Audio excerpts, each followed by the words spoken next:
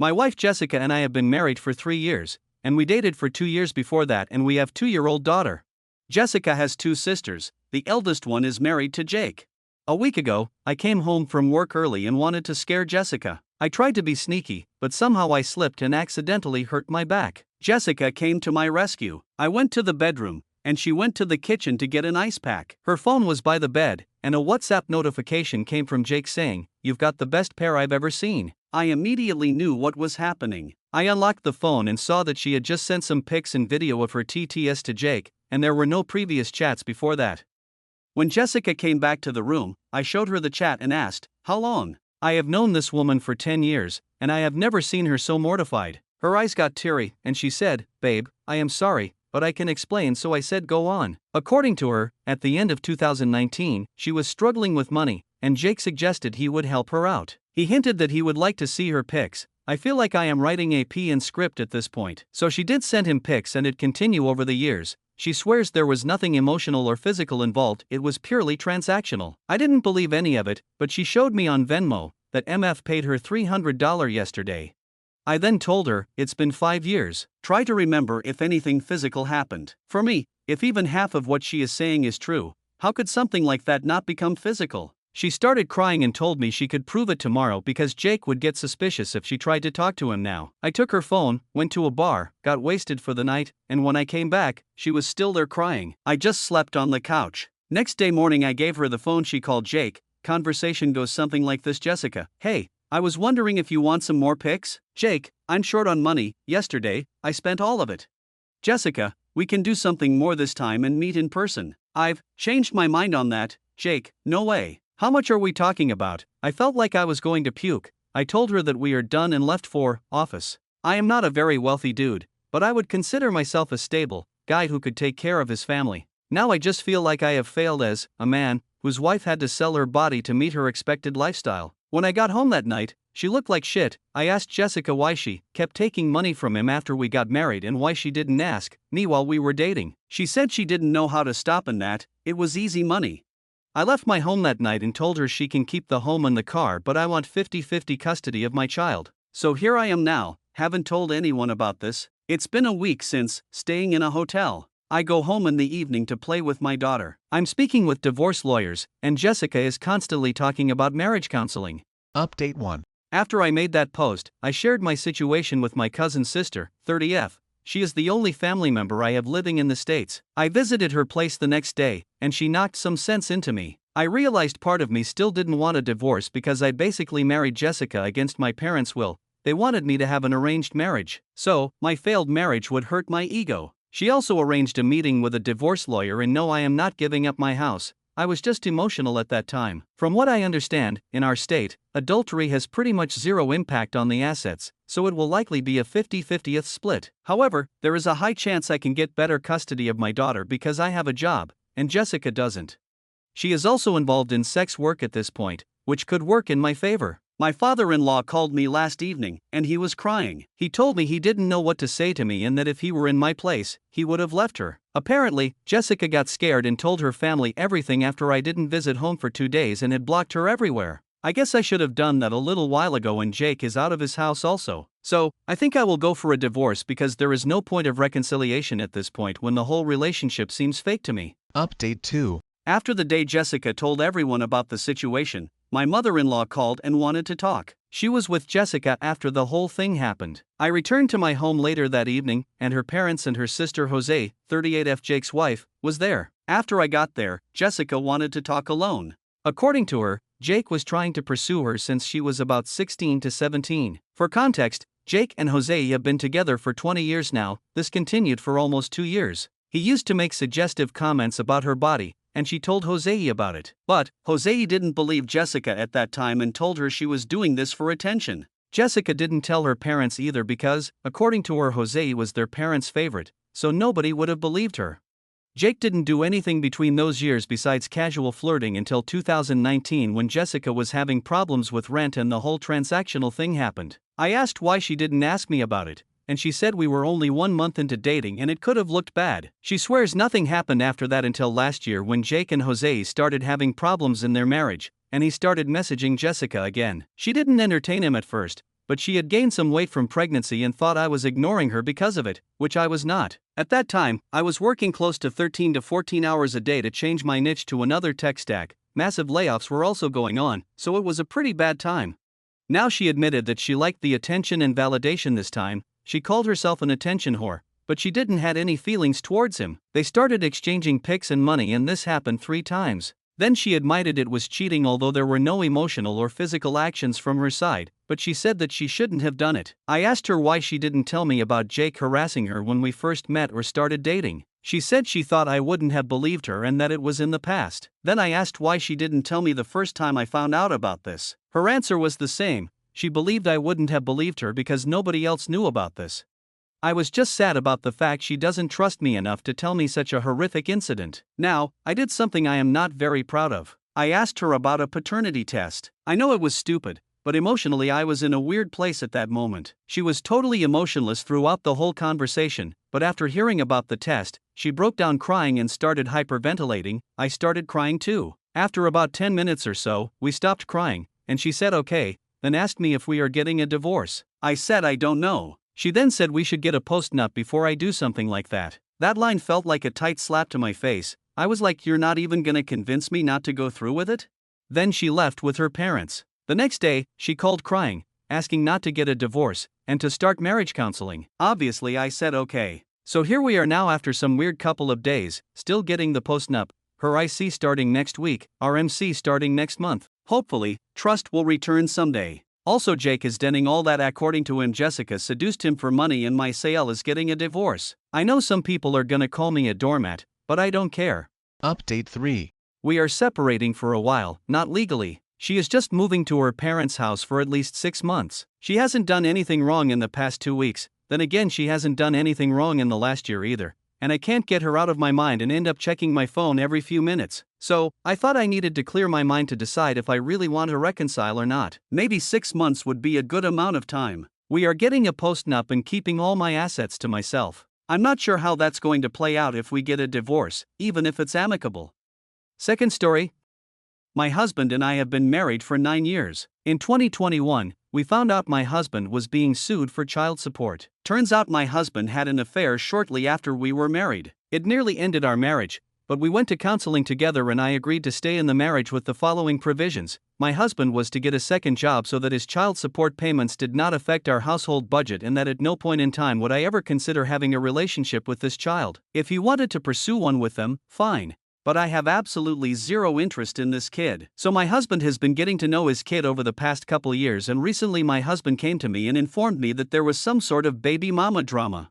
Apparently, she has to self-surrender in May and is going to be incarcerated for 8 months. My husband told me that he needed to take custody while his affair partner is locked up. Otherwise the kid would have to go to their grandparents who basically live on the opposite coast from us. Their kid doesn't want to have to change schools or be so far away from their friends. Dad and Mom, she will be doing her time fairly local to us. So, after my husband told me that, I got up and left the house. I went to the grocery store on the corner and grabbed a copy of our area's apartment guide, went back home and handed it to him. He asked if I were serious. I told him I still felt the same way as I did 3 years ago. He said he didn't think that was fair considering the extenuating circumstances. I told him I don't care about the circumstances. His kid is not welcome in my home. If he wanted to take custody, I will grant him an amicable divorce, but I am not changing my mind. I am not taking care of some other chick's kid. Update. After posting, my husband and I continued to discuss the situation. I held firm and iterated again, I will not live with a child, and if my husband wants to pursue this, he will have to find other housing. We discussed divorce. We discussed temporarily separating. We discussed a lot. We sat down and had a pretty big financial talk. He is not involved in our financial planning. I showed him the numbers he realistically had to work with. I told my husband the truth, that while I love him, I won't lose sleep if we divorce. He has to do what's right for his own happiness and his kid. My husband had a bit of a breakdown over that. There was a lot of crying and him telling me that he loved me and didn't want to lose me. I broke down myself. We had a real good cry together. He asked if we could go back to our marriage counselor. So, I made an appointment. We went. We discussed the same things above but with a counselor present. It basically boils down to my husband being very overwhelmed and conflicted about everything. He confessed he didn't really want to be an active parent but feels like he is supposed to. There's some deep stuff in there about his own family and race tied into that. So complicated emotions. He is terrified of losing me. He wants to prioritize our marriage. Hearing me say that I wouldn't lose sleep over divorcing left him shook.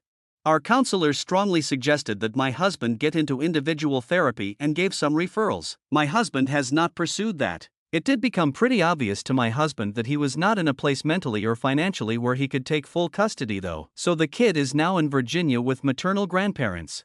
My husband was actually going to go and visit the kid for their birthday this weekend. I gifted my husband some of my airline miles to buy his plane ticket. I did his laundry last night while he was at work so he'd have clean stuff to pack. However, my husband dropped the ball on his trip.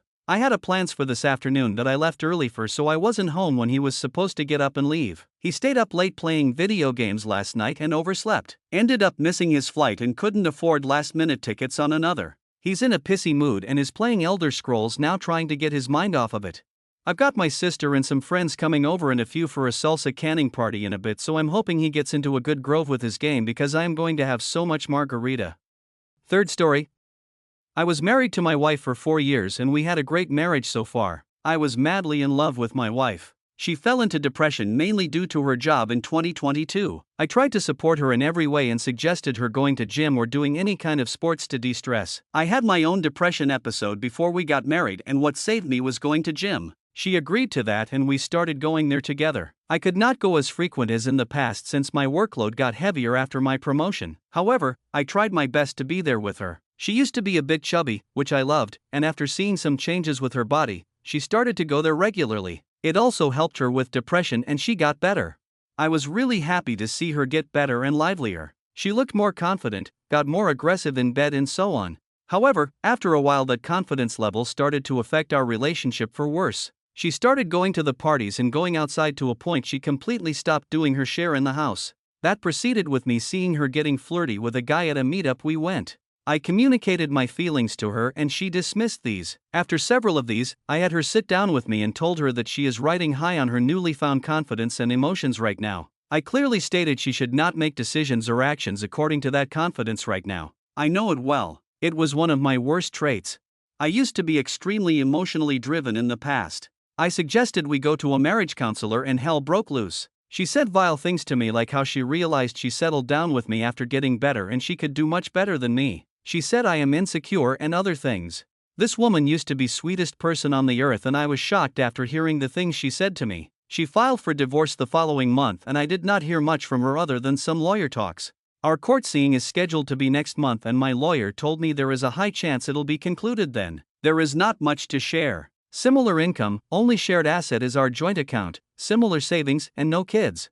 House is my mom's so it's out of division. I accepted my marriage is going to end like that. Last week she called crying and told me she regrets everything. She apologized over and over again but I felt disappointed. Not angry, not sad but just disappointed. She did not text me nor call me even once since the divorce started. I did not even know where she was since she just left the home. I told her there is no going back now. She has been messaging me non-stop. My family supports my decision and tell me I should not back down. My in-laws were shocked when they heard about the divorce. They are now telling me to rethink everything. I will 99.9% not back down but as I said just looking for validation and maybe wanted to vent. Thank you for reading. Update. We are officially divorced. There was not much to share so it went smooth as a butter according to my lawyer. I've never talked to her other than through lawyers as much as she wanted me to. She tried to talk to me one-on-one and get closure but I just do not want that. It's not that I do not care why she left me, what she did during that time. I just do not want to know. I've been living without her for months now. At first, it was difficult and I cried all night some days but after few months, I feel like I came to accept everything. What peace will it give to learn what why when I already accept everything other than hurting me? For once, I want to prioritize my peace of mind in this whole process. My parents and friends are here to support me, and I am glad that I have such a great support circle. As for what my plans are, renovate my office room in the house, get back to the gym and live my best life. I've been wanting to renovate my office room for a while now and that's what I'll start with. I started hitting the gym at the same time. I believe my body is good but I have some extra fat. Dieting proved itself difficult because I am a tiramisu addict, For the dating part, I uploaded few apps and tried out how I am doing. I got decent number of matches but realized I do not feel like doing it right now. I'll focus on my own hobbies, well-being, and wants for now. Fourth story. Throwaway account as my husband and in-laws or follow my main. I, 29F, have been married to my husband, 30M, who I'll call Alex. Alex and I met in college during our freshman year. We started off as just friends, and got married 7 months ago. I've gotten along with his family, but we aren't super close, but we're friendly enough. The problem is that Alex has begun to make me incredibly uncomfortable. Firstly, he's begun to ask me who I'm meeting with, where, what we plan on doing, how long every single time I leave the house without him. At first, I just thought he was being protective and a good partner just in case something happened, but then he started checking my phone after the visits, vetting and researching each of my friends as well.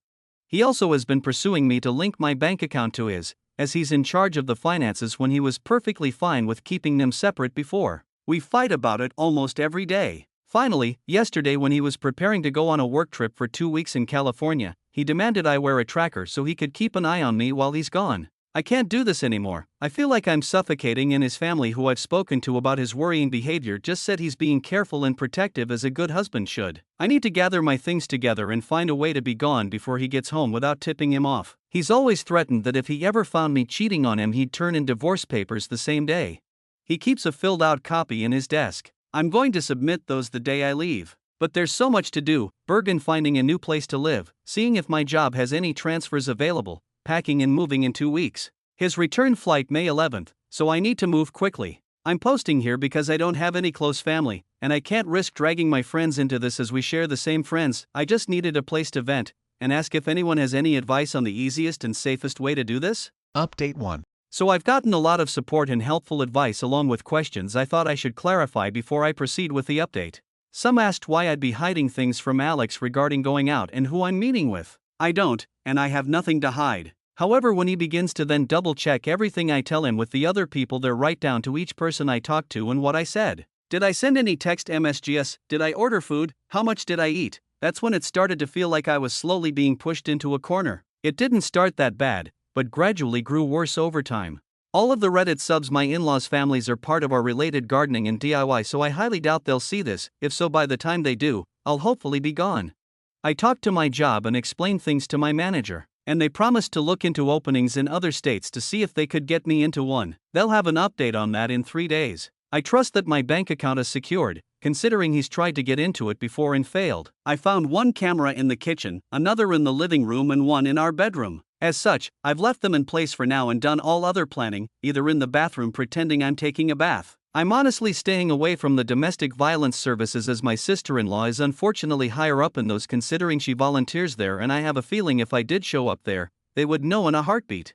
I can't look for apartments until I get the update from my work, but either or I'm still gonna be leaving the state. The day before I do, I will be changing my number carrier and wiping my laptop and all of his electronics before I do. I've met with 2 lawyers so far and had them look over the paperwork my husband had prepared, and both said that it didn't have some clauses in it that could have caused me some trouble down the line. What alarmed all of us close, the fact that several of those clauses dealt with future children, and not as a hypothetical. Like several hair suggested, I have a feeling he fully intended on getting me pregnant to keep me trapped and tied to him.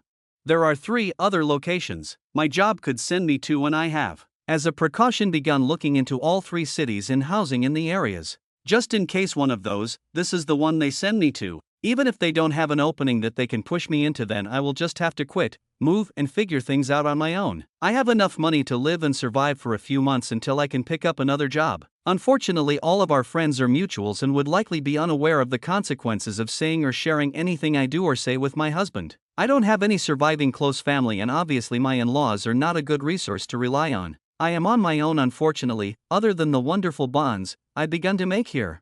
I will update again if I get more information or something else happens. Otherwise, I'll update when my work gets back to me. I do plan on leaving before he returns, though, just to make sure that I'm not anywhere near here at that time. Update 2. Good news. My work has an opening I qualify for that will not only shift me across the country, but also comes with a salary increase as well. I've started telling my in-laws and friends that I'm planning a surprise outing for when my husband gets back for just the 2 of us. This way, people don't give me odd looks if they see me out and about. I've even gone as far as asking Emil to show me his favorite recipes. Meanwhile, I've found a moving company that, while small, is willing to work in a storm. The reason is in 5 days, we're supposed to get hit with a large storm front. I plan to shut off the breaker and say we lost power if he asks, just as several people here suggested, and even send him a short clip of the storm. I will have all of my stuff moved that afternoon, and I will be flying out once the weather has cleared enough to do so. I have a lawyer who will push my divorce through, and I've filled out the necessary paperwork so that I don't have to be here for it. I'm not suing for assets or alimony, and I've shredded his divorce papers as well. I've set up a cheap payphone plan through Cricket until this is all said and done, at which point I will find a new carrier, number, and phone. This one is being wiped and left behind. My laptop is provided by my work, and the IT department inspected it thoroughly and it was clean, thankfully. No other electronic aside from my laptop and new phone will be coming with me.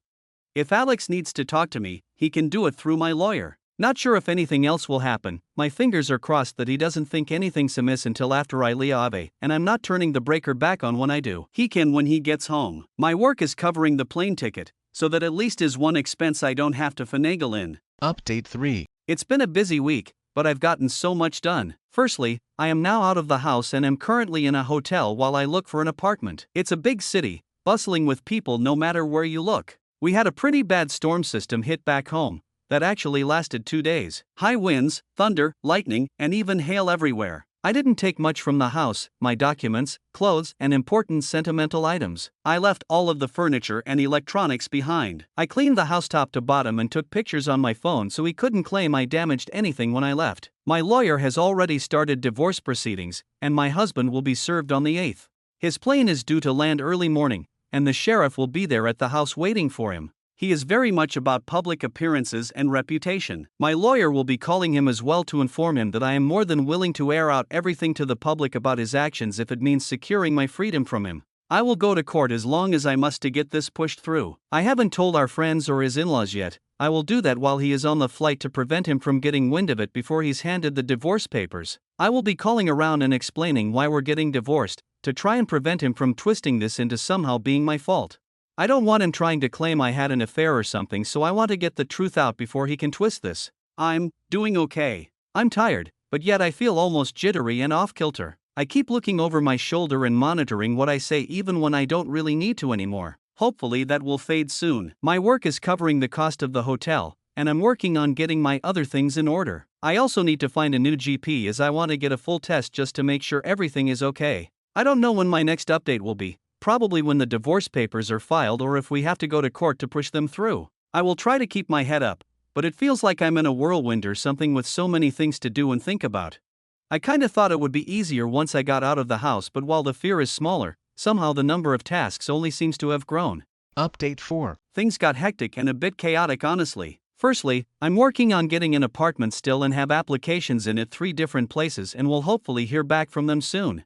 I'm still going into work here at the new location, so I don't have to worry about burning through my emergency savings completely. I've gotten a lot of emails from Alex, his family, and our old friend group asking question after question. I have only sent one return email to Alex, explaining that I don't believe we are truly compatible, and it is best we separate now. That his treatment of me when I'd done nothing to deserve as such was just as much of a deal breaker as cheating was for him.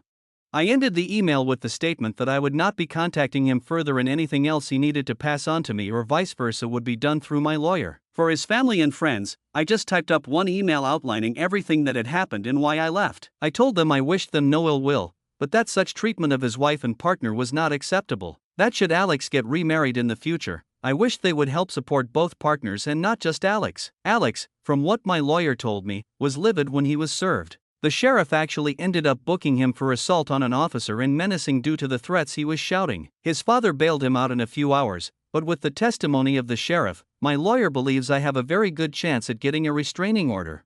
Alex, upon returning to the house, apparently lost his temper again, breaking the dining table into pieces as well as the TV, and putting several holes in the walls. At least that's what one of the emails from one of our friends reported, as Alex called him to help him clean up the mess. My lawyer already has pictures of the house I took, with timestamps as evidence nothing had been damaged by me. My friend reported that Alex tried to claim I'd been the one to trash the house, but the holes in the wall were at head height. Alex is 6 feet 3 inches, and I'm 5 feet 4 inches, so he knew that was false. Either way, taking the pictures definitely will help me, so again thank you everyone here for the advice, because I never would have thought of that on my own.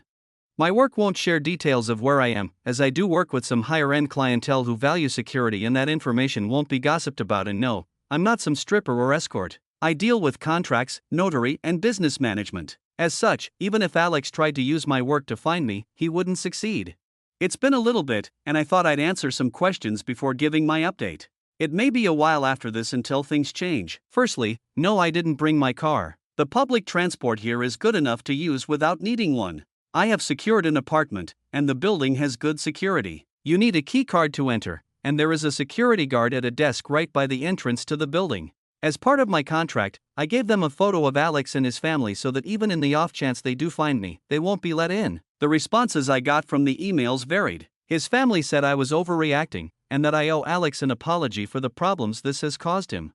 The pending criminal charges puts him at risk of losing his job if he's convicted. Alex sent a long email, apologizing and pleading for me to come home. He said he was worried for me, that he is willing to go to therapy if it will appease me. He wants us to remain together, and he didn't think leaving was an appropriate response to his genuine concern and worry for my health and safety. The friends gave somewhat lacking replies, saying that they didn't think Alex was ever going to hurt me and that I shouldn't be letting my imagination run away wild. As much as I want to say I was surprised by the lack of support, I'm honestly not. He intends to fight the divorce. I am letting my lawyer handle it, and I am also pursuing a protective order as well. Once I got approved for my apartment, I also froze my credit. I've changed my phone carrier and number, as well as making sure none of my documents list Alex as next of kin or POA. Some have asked why I was so paranoid about Alex and his possible future actions. The answer for that actually is somewhat simple: my grandmother. I loved that woman to bits. As a teen, she explained why my grandfather was never around. He was extremely abusive and manipulative, and her generation didn't allow divorce really. She wouldn't have been able to buy a house or get a good enough job to support her and my mother on her own. As such, she endured it, shielded my mom as she could until my grandfather died. When I felt like I may have been overreacting, I remembered how she'd said she'd always wished she'd been able to see grandfather for what he was early on when she may have been able to annul the marriage. I don't know when I'll update again, maybe when the divorce goes through or if something big happens, but until then, I'm just trying to keep my head above the water. Update 5. It's been a month since my previous update, and I wanted to share some of what's been going on in the meantime. The divorce is proceeding, but even though I don't need him to agree, and he's not, it means I have to go through the courts to get it approved. As such, it could be upwards of 6 months to push it through, even though I'm filing without attempting to claim property, alimony, or compensation. I just want a clean break and separation. Alex has attempted to use our friends to reach out to me, as he doesn't want to use my lawyer for communication. He's saying it's disrespectful and cowardly to hide behind my lawyer and not meet him face to face. Alex wrote me a letter that he did pass off to my lawyer, but the contents were him justifying his actions and claiming that in today's time it is dangerous for women to be on their own, which is why he was so intent on trying to keep me safe from harm. He wanted me to understand that he was trying to protect me as best he could and was hurt that I would just lie to him and hide my actions from him related to my dissatisfaction with our marriage and my moving. I didn't reply, because at no point did he apologize. All he did was turn everything around on me as I was being overly dramatic, emotional, and cowardly. There was a second letter with Alex's from my SIL. Her letter was honestly disturbing and completely justified my misgivings regarding approaching her in any kind of professional capacity. She spent 5 paragraphs detailing how a real abusive relationship looked like and that Alex was the furthest thing from abusive. The details she included were all related to financial abuse and physical abuse. Nothing like what Alex had been doing. She stated that my attempts to smear her brother's name for attention and clout made me the abuser, not him. I haven't really been able to process that, admittedly. Part of me can't help but wonder if she's right. I mean, I blindsided him by leaving as I did and am refusing to speak with him at all. My old boss recommended that I look into getting into therapy after I moved, and I think I need to. I have had a hard time adjusting to being on my own. I keep censoring myself and haven't even gone out to eat yet.